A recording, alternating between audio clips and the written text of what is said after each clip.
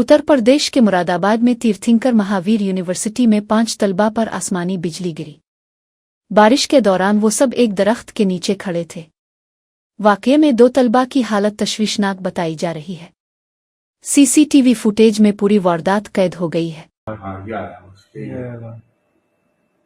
अब है वो बच्चे बैठ गए क्योंकि ये हो गया, ये भाग गया, एक तो उठ गया इसमें।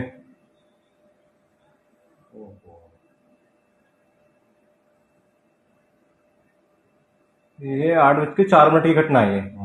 8:04 की घटना है।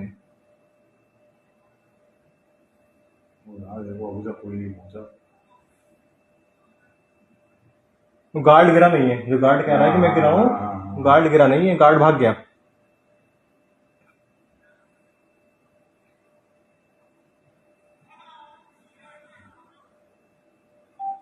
बस अब तो फिर वहां ले गए क्योंकि 8:04 की घटना है।